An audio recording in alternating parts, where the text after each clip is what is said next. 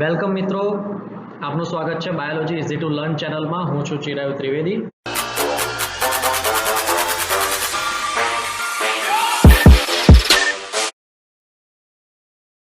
ઉદ્વિકાસ માટેના પુરાવાઓ શું છે?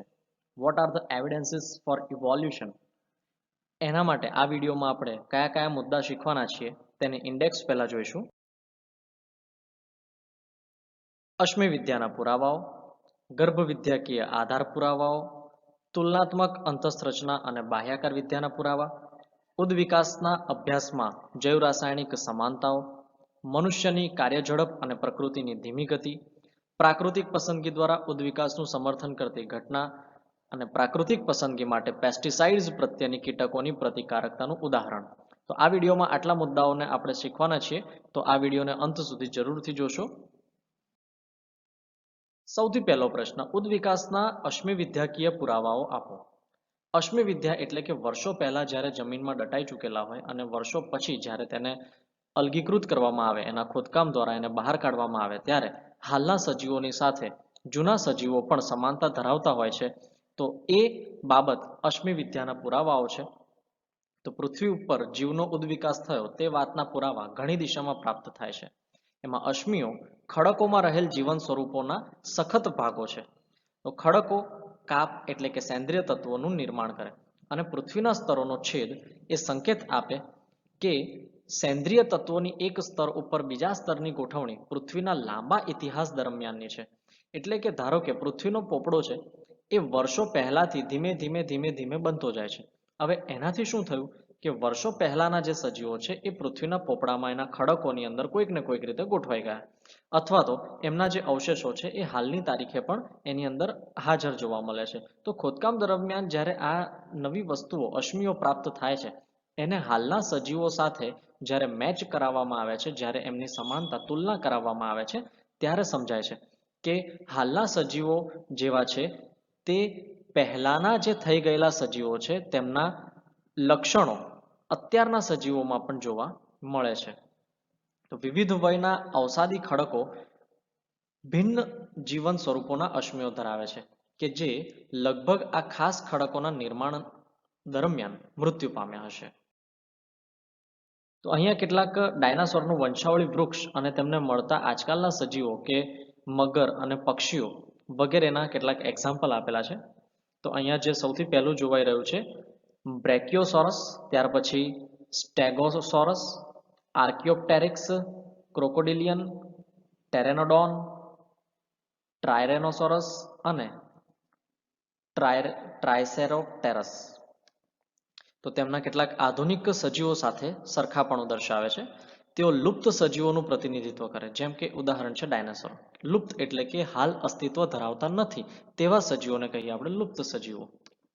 તો વિવિધ અવસાદી સ્તરોના અશ્મિઓનો અભ્યાસ તે સમયે અસ્તિત્વ ધરાવતા સજીવોની ભૂશાસ્ત્રીય અવધિ દર્શાવે છે. ભૂશાસ્ત્રીય અવધિ એટલે કે એ જમીન, ભૂશાસ્ત્રીય એટલે કે વર્ષો પહેલા જે દટાઈ ગયેલા સજીવો છે એને જમીનમાંથી જ્યારે બહાર કાઢવામાં આવે તો ભૂશાસ્ત્રીય તત્વવિદો દ્વારા જે એનો સમયગાળો નક્કી કરવામાં આવે ને કહીએ આપણે ભૂશાસ્ત્રીય અવધિ.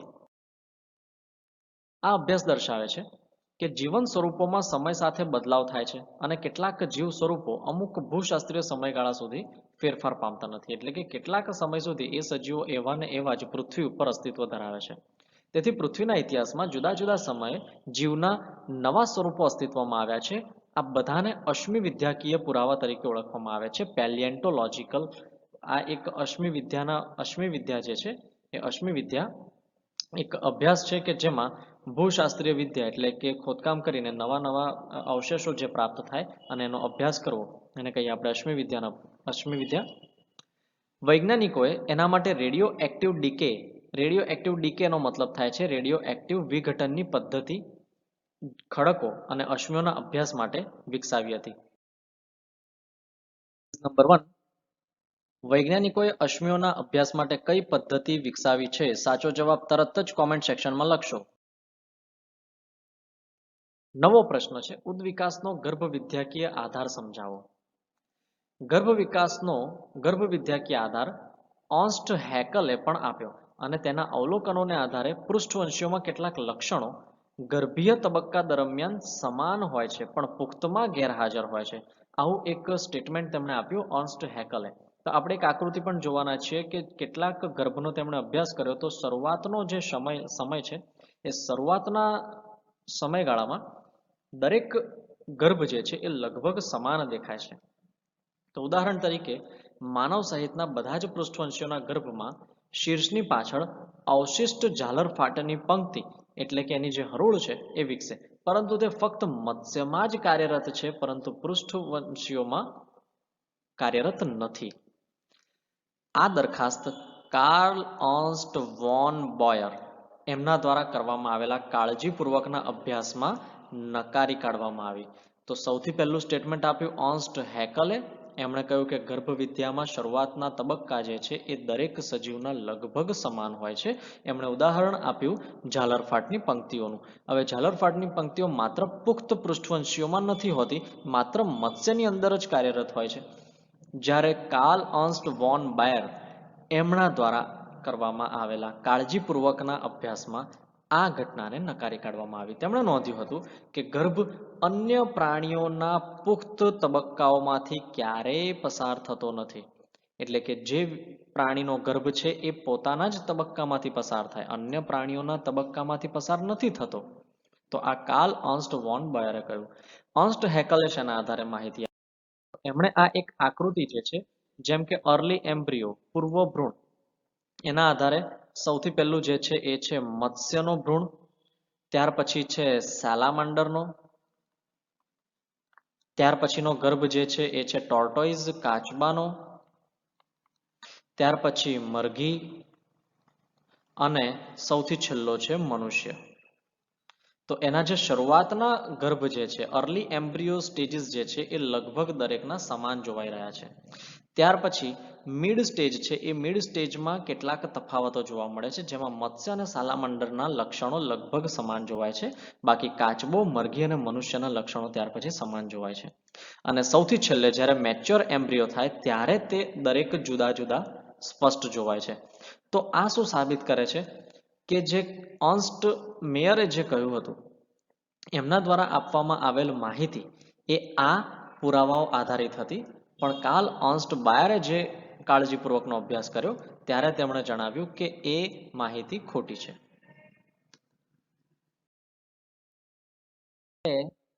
બધા પૃષ્ઠવંશીઓમાં કેટલાક લક્ષણો ગર્ભીય તબક્કા દરમિયાન સમાન હોય છે પરંતુ પુખ્તમાં ગેરહાજર હોય છે. આ વિધાન કયા વૈજ્ઞાનિકે ગર્ભવિદ્યાના અભ્યાસ દ્વારા જણાવ્યું? સાચો જવાબ તરત જ કોમેન્ટ સેક્શનમાં લખો. તુલનાત્મક અંતસ્થ અને બાહ્યાકાર વિદ્યાના આધારે ઉદ્વિકાસ સમજાવો. આ પ્રશ્ન મોસ્ટ આઈએમપી છે. આમાંથી ઘણા બધા એમસીક્યુ પણ પૂછી શકાય અને 1 માર્કના, 2 માર્કના અને 3 માર્કના પ્રશ્નો પણ આના આધારે પૂછી શકાય. તુલનાત્મક અંતસ્થ વિદ્યા અને બાહ્યાકાર વિદ્યા એ હાલના અને તે કે જે અગાઉના વર્ષોમાં અસ્તિત્વ હતા તેવા જ સજીવો વચ્ચે સમાનતા અને જુદાપણું દર્શાવે છે. તો આ સમાનતાઓ પરથી નક્કી કરી શકાય કે સમાન પૂર્વજોમાંથી હાલના જીવો ઉતરી આવ્યા હશે. આ એક નવો કોન્સેપ્ટ છે. આપણે એમ કહીએ છીએ કે જે સમાન પૂર્વજો છે એટલે કે પહેલા અસ્તિત્વ ધરાવતા જે સજીવો છે એ સમાન પૂર્વજો છે એમાંથી જ હાલના જે સજીવો છે તે ઉતરી આવ્યા હશે. તો તેના માટે 2 મુદ્દાઓને ધ્યાનમાં લેવામાં આવ્યા.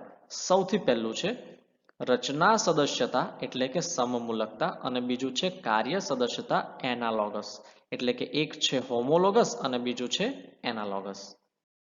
તો સૌથી પહેલા આપણે શીખીએ સદસ્યતા, રચના સદસ્યતા, સમમૂલકતા, હોમોલોજી. હોમો એટલે સરખાપણું.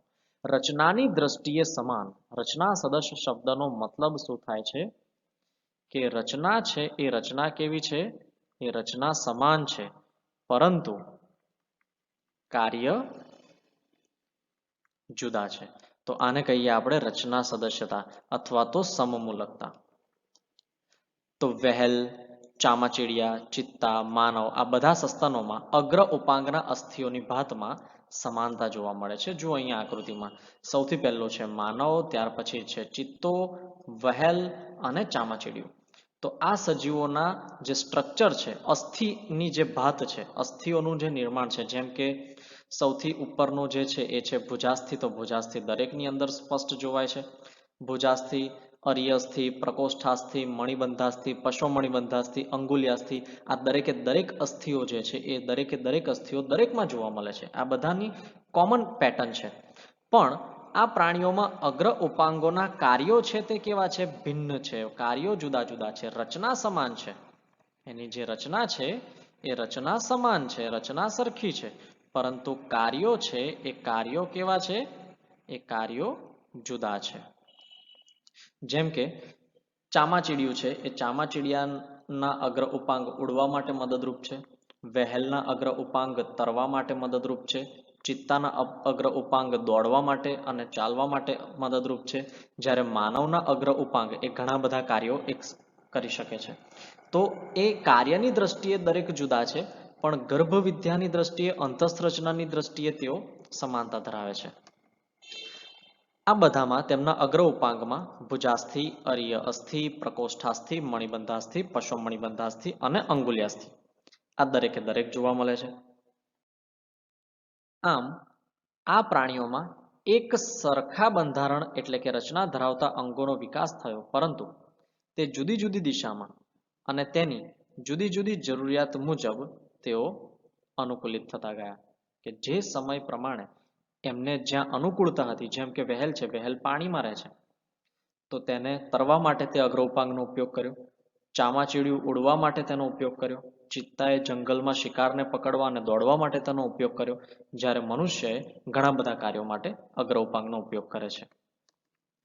તો આ અપસારી ઉદ્વિકાસ અને આ રચનાઓ સમમૂલક કે પછી રચના સદસ્ય છે. એને જ બીજું આપણે કહીએ હોમોલોગસ.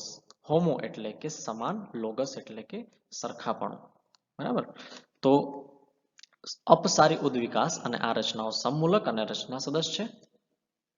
સમમૂલકતા એ સમાન પૂર્વજો નિર્દેશિત કરે છે. જેમ કે સૌથી પહેલા નીચલી કક્ષાના સજીવોનું નિર્માણ થયું હશે, ત્યાર પછી ઉપલી કક્ષાના સજીવો અને ક્રમશઃ મનુષ્યનું નિર્માણ થયું હશે. તો આ સાબિત કરે છે કે ધીમે ધીમે ધીમે ધીમે ઉદ્વિકાસ થયો હશે. અન્ય ઉદાહરણોમાં પૃષ્ઠવંશીઓના હૃદય અને મગજ. તો હૃદયમાં પણ આપણે જોઈએ છીએ કે દ્વિખંડી હૃદય પણ હોય છે, ત્રિખંડી હૃદય પણ હોય છે, અને મનુષ્યમાં ચતુષ્ક ખંડીય હૃદય પણ હોય છે. તો આ પણ ક્રમિક જોવા મળતો ઉદ્વિકાસ જ છે. એ જ રીતે મગજની અંદર સામાન્ય ચેતાકોષ પણ હોય છે, ચેતા જાલિકા પણ હોય, ચેતા કંદ પણ જોવા મળે, અને પછી સમગ્ર ચેતા તંત્ર પણ જોવા મળે છે. તો આ પણ ક્રમશઃ સજીવોની અંદર ડેવલપ થતો જતો ઉદ્વિકાસ છે. તો વનસ્પતિમાં પણ એક ઉદાહરણ છે બોગનવેલ અને એના કંટક. બોગનવેલના કંટક અહીંયા બાજુની આકૃતિમાં આપણને સ્પષ્ટ જોવાય છે, બોગનવેલના કંટક. અને બીજું છે કુકરબીટા, એ કુકરબીટાના પ્રકાંડ સૂત્ર. તો આ જે છે કુકરબીટાના પ્રકાંડ સૂત્રો છે. તો બોગનવેલના કંટક અને કુકરબીટાના પ્રકાંડ સૂત્ર આ બંને રચના સદસ્ય અંગો છે. એનો અર્થ કે બંનેની ઉત્પત્તિ છે એ સમાન છે, કક્ષ કલિકામાંથી નિર્માણ થાય છે. પરંતુ કંટક જે છે એ કંટક રક્ષણ આપવાનું કામ કરશે, જ્યારે પ્રકાંડ સૂત્ર છે એ આરોહણ માટે મદદરૂપ થશે. એટલે કે કંટકનું કામ છે રક્ષણ આપવાનું, જ્યારે પ્રકાંડ સૂત્રનું કામ છે આરોહણ કરવાનું. આનો અર્થ બંનેના કાર્યો જુદા સાબિત થયા, જ્યારે ઉત્પત્તિ અને રચના છે તે સમાન છે. એટલે એને કહીએ આપણે રચના સદસ્ય અથવા તો સમમૂલક અંગો. તો રચના સદસ્યતા એ અપસારી ઉદ્વિકાસ આધારિત છે. નંબર 3, રચના સદસ્યતા એ ખાલી જગ્યા પ્રકારનો ઉદ્વિકાસ છે. એ અપસારી, બી અભિસારી, સી કેન્દ્રાભિસારી. સાચો જવાબ કયો છે તમે જાણો છો? સાચો જવાબ તરત જ કોમેન્ટ સેક્શનમાં લખો. બીજો મુદ્દો છે કાર્ય સદસ્યતા. કાર્ય સદસ્યતા શબ્દનો મતલબ જ થાય છે કે કાર્યની દ્રષ્ટિએ સમાન, એટલે કે કાર્યો સરખા હશે, પરંતુ રચના કે પછી એની ઉત્પત્તિમાં અસમાન. અથવા તો પછી જુદાપણું. બરાબર. તો કાર્ય સદસ્યતા, કાર્ય કેવા હોય? સમાન, રચના ઉત્પત્તિ અસમાન અથવા તો તેમાં જુદાપણું જોવા મળે છે. ઓકે. તો અંતસ્થ રચનાની દ્રષ્ટિએ સમાન નથી છતાં પણ સમાન કાર્યો કરે છે. ઉદાહરણ તરીકે પતંગિયા અને પક્ષીની પાંખ. પાંખો છે, બંનેના કાર્યો સમાન છે, બંનેનું કામ છે ઉડાણ કરવાનું. બરાબર, એટલે કે ઉડવું. પણ પતંગિયાની પાંખ છે એ સૌથી બહારના અધિસ્તરમાંથી નિર્માણ પામી છે, જ્યારે પક્ષીની પાંખ છે એ અસ્થિ ધરાવે છે, એટલે કે મધ્ય ગર્ભસ્તર પણ એમાં સમાવિષ્ટ છે. તો રચનાની દ્રષ્ટિએ બંને જુદા જુદા છે, પણ કાર્યની દ્રષ્ટિએ સમાન છે. તો કાર્ય સદસ્ય રચનાઓ એ કેન્દ્રાભિસારી ઉદ્વિકાસ ધરાવે છે, જ્યારે રચના સદસ્ય અંગો હતા તે કેવા હતા? અપસારી પ્રકારનો ઉદ્વિકાસ ધરાવતા હતા, જ્યારે આ કેન્દ્રાભિસારી પ્રકારનો ઉદ્વિકાસ ધરાવે છે. એ સમાન કાર્ય માટે ભિન્ન રચનાઓ વિકસે અને તેથી સમાનતા ધરાવે છે. કાર્ય સદસ્યતાના અન્ય ઉદાહરણોમાં એક છે ઓક્ટોપસ અને સસ્તનોની અથવા તો પેગ્વિન અને ડોલ્ફિનના ફ્લિપર્સ. તો આ બધા કાર્યની દ્રષ્ટિએ સમાન છે. ઓક્ટોપસના જે ઉપાંગો છે, સસ્તનોના ઉપાંગો, પેગ્વિનના, ડોલ્ફિનના ફ્લિપર્સ, તો આ બધા કાર્યની દ્રષ્ટિએ સમાન છે, અગ્ર ઉપાંગનું કામ કરશે, જ્યારે તેમની જે રચના છે એ દરેકની જુદી જુદી જોવા મળે છે. કોઈ એવું કહી શકે કે સમાન નિવાસ સ્થાનોને પરિણામે સજીવોના જુદા જુદા સમૂહોને સમાન અનુકૂલનો અપનાવવા પડ્યા છે, પરંતુ તેવા જ સમાન કાર્યો માટે એક ઉદાહરણ છે શક્કરિયાના મૂળનું રૂપાંતરણ અને બટાટાની અંદર પ્રકાંડનું રૂપાંતરણ. હવે શક્કરિયા જે છે એ શક્કરિયા અને બટાટા, આમ જોવા જઈએ તો બંનેનું કાર્ય શું છે? ખોરાક સંગ્રહ કરવાનું. બંનેનું રૂપાંતરણ શું છે? ખોરાક સંગ્રહ કરવાનું. હવે શક્કરિયા જે છે એ શક્કરિયા મૂળ છે, તો જમીનની અંદર શું કરશે? એકલ દોકલ જે તાતણો છે એ એકલ દોકલ તાતણામાંથી શક્કરિયા જે છે એ શક્કરિયાનું નિર્માણ કરશે.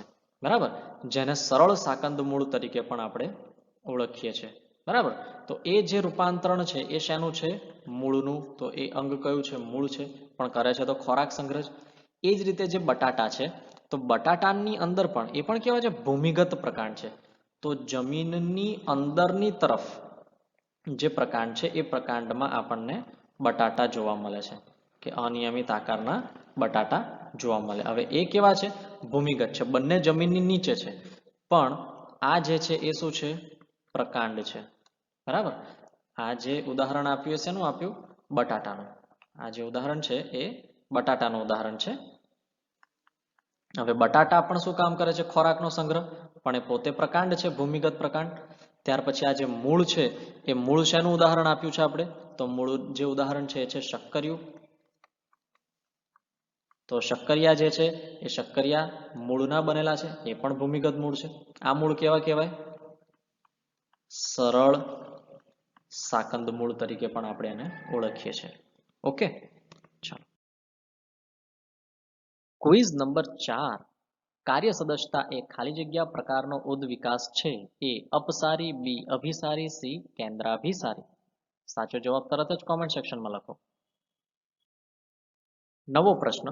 ઉદ્વિકાસના અભ્યાસમાં જૈવ રાસાયણિક સમાનતાઓની ટૂંકમાં માહિતી. જૈવ રાસાયણિક સમાનતાઓ કઈ કઈ જોવા મળે છે? તો પ્રોટીન અને જનીનોની કાર્યશૈલીની સમાનતાઓ એ વિવિધ સજીવોમાં સમાન છે, અને તે પણ સમાન પૂર્વજ હોવાનું નિર્દેશન કરે છે. હવે જૈવ રાસાયણિક સમાનતાઓ પણ એવા સમાન પૂર્વજવાળી પરંપરા તરફ ઇશારો કરે છે, જેવી કે વિવિધ સજીવો વચ્ચે રચનાત્મક સમાનતાઓ હતી. એનું ઉદાહરણ છે કે મનુષ્યમાં અને ચિમ્પાન્જીમાં, મનુષ્ય અને ચિમ્પાન્જી એ બંનેના ડીએનએમાં માત્ર 1.8% જ તફાવત છે, અને તેમાં સાયટોક્રોમ સી ના અનુક્રમમાં તો કોઈ જ ફેર નથી. ઓકે, તો આ શું બતાવી રહ્યું છે આપણને? કે મનુષ્ય ચિમ્પાન્જીનું કમ્પેરિઝન બતાવી. તો એમાં જે ડીએનએ જે છે, એટલે કે ડીએનએ એટલે તો ખબર છે ને આપણને, કયો મહાણુ? તો એ જે છે એ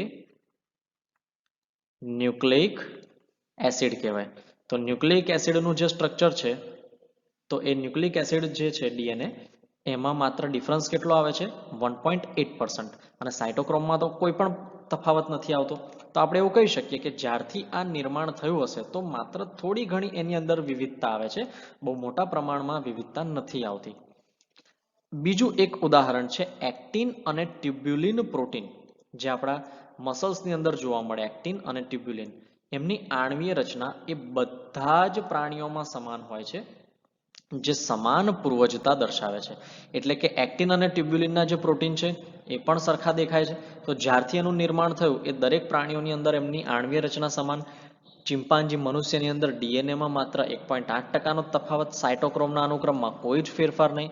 તો આ બધી વસ્તુઓ સાબિત કરે છે સમાન પૂર્વજતાની. નંબર 5, મનુષ્ય અને ચિમ્પાન્જીના ડીએનએ બંધારણમાં કેટલો તફાવત છે? સાચો જવાબ તરત જ કોમેન્ટ સેક્શનમાં લખો. 9 એક મુદ્દો છે મનુષ્યની કાર્ય ઝડપ અને પ્રકૃતિની ધીમી ગતિ. આ એક વિચાર છે કે મનુષ્ય પસંદ કરેલ વનસ્પતિ અને પ્રાણીઓનું કૃષિ, બાગાયત, રમતગમત અથવા તો પછી સુરક્ષા માટે સંવર્ધન કરાયું, એટલે કે ઉછેર કરાયો. હવે મનુષ્યએ ઘણા વન્ય પ્રાણીઓ અને પાકોને પાલતુ બનાવ્યા છે. હવે આવા સંકરણના સઘન કાર્યક્રમો યોજી અને એક જાતમાંથી બીજી જાત એ ભિન્ન જાત વિકસાવી. ઉદાહરણ તરીકે કૂતરાઓ. કૂતરાઓની અનેક જાતિઓ જોવા મળે છે આપણને, અલ્સેશિયન, પોમેલિયન, ડોબરમેન વગેરે. પરંતુ તે હજુ પણ એક જ સમૂહની છે અને કહેવાય તો કૂતરાઓ જ. તો એવો તર્ક અપનાવવામાં આવે છે કે મનુષ્ય 100 વર્ષમાં નવી જાતિ વિકસાવી શક્યો હોય તો પ્રકૃતિ આ કાર્યો લાખો વર્ષોમાં કેમ નથી કરી શકી? તો એનો જવાબ છે મિત્રો કે પ્રકૃતિની જે ઝડપ છે એ ખૂબ જ ધીમી છે.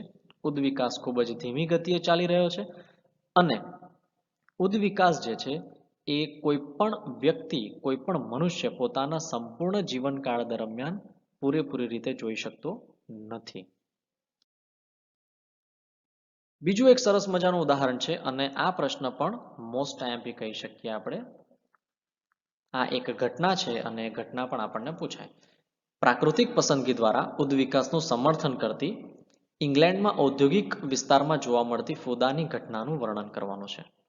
તો પ્રાકૃતિક પસંદગી દ્વારા ઉદ્વિકાસનું સમર્થન કરતો એક રસપ્રદ અવલોકન ઇંગ્લેન્ડથી મળે છે. એમાં 1850માં એકત્રિત કરવામાં આવેલા ફૂદા છે. એમાં ઔદ્યોગિકીકરણ પહેલાના વૃક્ષો ઉપર સફેદ પાંખોવાળા ફૂદા અને ઘેરી પાંખોવાળા એને જ બીજું કહીએ આપણે મેલેનાઇઝ્ડ, એટલે કે ડાર્ક કલરના હોય તો મેલેનાઇઝ્ડ ફૂદા કરતાં વધુ જોવા મળતા હતા. એટલે કે ઔદ્યોગિકરણ પહેલા વધારે સંખ્યા કોની જોવા મળતી હતી? સફેદ પાંખોવાળા જે ફૂદા હતા તેની. ત્યાર પછી સમાન વિસ્તારમાં એકત્રીકરણ કરવામાં આવ્યું, અને ઔદ્યોગિકરણ બાદ, ઔદ્યોગિકરણ પહેલા 1850માં શું હતું? સફેદ પાંખોવાળા ફૂદાની સંખ્યા વધુ જોવા મળતી હતી. બરાબર. જ્યારે ઔદ્યોગિકરણ પછી જોયું તો 1920માં ઘેરી પાંખવાળા ફૂદા છે તે વધુ જોવા મળ્યા. એટલે કે પ્રમાણ વિપરીત જોવા મળ્યું. તો એનો મતલબ કે ઔદ્યોગિકરણ પહેલાની પરિસ્થિતિ અને ઔદ્યોગિકરણ પછીની પરિસ્થિતિમાં કંઈક જુદાપણું હોવું જોઈએ. તો આ અવલોકનથી રજૂઆત થઈ કે શિકારીઓ એ વિરોધાભાસી પૃષ્ઠભૂમિમાં ફૂદાની જગ્યા શોધે છે. એનો અર્થ એવો કે જ્યારે ઔદ્યોગિકીકરણ નહોતું થયું 1850માં, તે સમયે વૃક્ષોની જે છાલ હતી એ વૃક્ષોની છાલનો રંગ એ આછો હતો. આછો રંગ હતો એના કારણે સફેદ ફૂદાઓ છે એ સ્પષ્ટ જોવાતા ન હતા. એટલે સફેદ ફૂદાની સંખ્યા વધારે જોવા મળતી હતી, કારણ કે એની જે પૃષ્ઠભૂમિ છે એમાં વિરોધાભાસી લક્ષણો કોના હતા?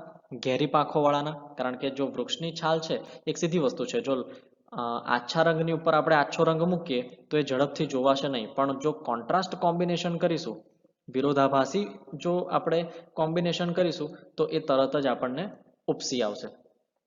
તો 1920 સમય દરમિયાન આપણે જ્યારે જોયું તો 1920 સમય દરમિયાન વૃક્ષોની છાલ છે એ ઘેરો રંગ ધરાવતી હતી.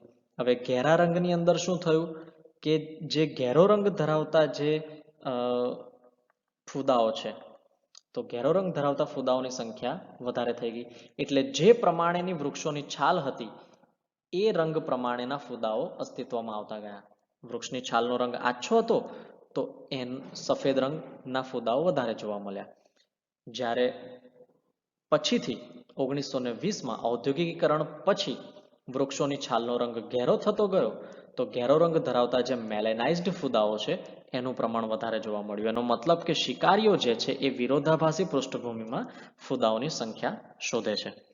તો ઔદ્યોગિકરણ બાદના સમય દરમિયાન વૃક્ષના થડ એ ઔદ્યોગિક ધુમાડા અને મેશના કારણે ઘેરા બન્યા. તો આ પરિસ્થિતિની અસર નીચે સફેદ પાંખવાળા ફૂદા એ શિકારીઓને કારણે અસ્તિત્વ ટકાવી શક્યા નહીં, પરંતુ ઘેરી પાંખ અથવા તો મેલેનાઇઝ્ડ ફૂદા જે છે તે ટકી ગયા. તો ઔદ્યોગિકરણ પહેલા સફેદ રંગની લાઇકેનની વૃદ્ધિ ઘેરી હતી, એટલે કે વધારે હતી. જ્યારે પૃષ્ઠભૂમિમાં સફેદ પાંખવાળા ફૂદા અસ્તિત્વ ટકાવી શક્યા, પરંતુ ઘેરી પાંખવાળા ફૂદા એ શિકારીઓ દ્વારા ખવાઈ ગયા હતા. ક્યારે? ઔદ્યોગિકરણ પહેલા. આ એક આકૃતિમાં આપણને સ્પષ્ટ બતાવેલું છે. પહેલી આકૃતિમાં વૃક્ષની છાલનો રંગ સહેજ આછો છે, તો ત્યાં સફેદ ફૂદાઓ છે એ સફેદ ફૂદાઓની સંખ્યા વધારે. બીજી આકૃતિ છે એમાં ઘેરો રંગ છે, તો એમાં ઘેરો રંગ ધરાવતા જે ફૂદાઓ છે એની સંખ્યા છે તે વધારે જોવા મળી. તો પ્રદૂષિત વિસ્તારમાં લાઇકેન છે એ વૃદ્ધિ પામતી નથી. આમ જે ફૂદા રંગ અનુકૃતિ કરી શક્યા તેમનું અસ્તિત્વ ટકાવી શક્યા. રંગ અનુકૃતિ એટલે કે કિમોફ્લેજ, રંગ પરિવર્તન. જે સપાટી છે એ સપાટીને મળતો રંગ આવે એને કહીએ આપણે રંગ અનુકૃતિ.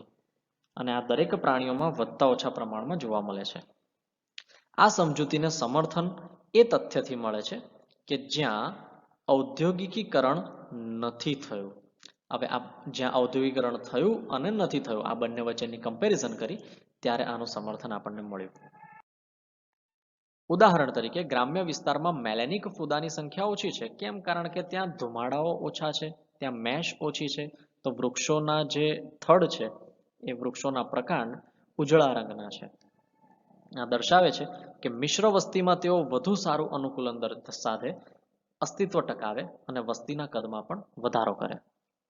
યાદ રાખો કે કોઈ પણ જાતિનો સંપૂર્ણ વિનાશ થતો નથી. એનો મતલબ શું કે અહીંયા જે છે પહેલી જે આકૃતિ છે એ પહેલી આકૃતિમાં સફેદ રંગના જે ફૂદા છે એની સંખ્યા વધારે છે. એનો મતલબ ઓછી સંખ્યામાં આ જે ઘેરો રંગ ધરાવે છે એ તો હાજર છે જ. બીજી આકૃતિમાં જોવા જઈએ તો ઘેરા રંગના ફૂદાઓની સંખ્યા વધારે છે, પણ આ જે સફેદ રંગના જે ફૂદાઓ છે એ ઓછી સંખ્યામાં હાજર તો છે જ, એનો સંપૂર્ણ વિનાશ નથી થઈ ગયો. નવો પ્રશ્ન, પ્રાકૃતિક પસંદગી માટે પેસ્ટિસાઇડ પ્રત્યેની કીટકોની પ્રતિકારકતાનું ઉદાહરણ સમજાવો. પેસ્ટિસાઇડ એટલે કે કીટનાશકો. તૃણનાશકો એટલે કે હર્બિસાઇડ. હર્બ એટલે કે નાની નાની જે નીંદણ ઉગી જાય એને દૂર કરવા માટે હર્બિસાઇડનો ઉપયોગ થાય. કીટનાશકો જેને કહીએ આપણે પેસ્ટિસાઇડ, એના વધુ પડતા ઉપયોગના પરિણામ સ્વરૂપ ઓછા સમયગાળામાં પ્રતિરોધક જાતોની પસંદગી થઈ. આ બાબત સૂક્ષ્મજીવો સામે પણ સાચી સાબિત થાય છે, જેમના માટે આપણે પ્રતિજૈવિક દ્રવ્યો એટલે કે એન્ટીબાયોટિક અથવા તો દવાઓને સુકોષ કેન્દ્રીય સજીવો કે કોષો સામે વાપરીએ છીએ. એટલે કે સૌથી પહેલા જે દવા બની હશે એ દવાઓથી એ જે તે સમયના સજીવો એડેપ્ટ થઈ ગયા હશે, અનુકૂલિત થઈ ગયા હશે. એ જ પ્રતિજૈવિક દ્રવ્યોથી તેઓ અનુકૂલિત થઈ ગયા હોય તો એનાથી વધુ સ્ટ્રોંગ દવા બનાવવાની જરૂર પડે. તેથી પ્રતિરોધક સજીવો ખૂબ જ જલ્દી એટલે કે પછીની શતાબ્દીમાં એટલે કે 100 વર્ષમાં નહીં પણ કેટલાક તો મહિનાઓમાં અથવા તો વર્ષોમાં દેખાવા માંડ્યા. તો આ માનવ પ્રેરિત ક્રિયાઓ દ્વારા થતા ઉદ્વિકાસના ઉદાહરણ છે. કે આ માનવ પ્રેરિત ઉદ્વિકાસ છે કે આપણે જેટલી દવા સ્ટ્રોંગ કરતા ગયા, જેટલા પેસ્ટિસાઇડ સ્ટ્રોંગ કરતા ગયા, એટલા જ જે નીંદણ છે અથવા તો કીટકો છે એ એટલા જ વધારે અનુકૂલિત થતા ગયા. જે એ પણ જણાવે છે કે ઉદ્વિકાસ એ પ્રારબ્ધવાદના અર્થમાં નિર્દેશિત પ્રક્રિયા નથી. પ્રકૃતિમાં તકની ઘટનાઓ અને સજીવોમાં વિકૃતિની તક, આના આધારે તે સ્ટોકેસ્ટિક પ્રક્રિયા તરીકે ઓળખવામાં આવે છે.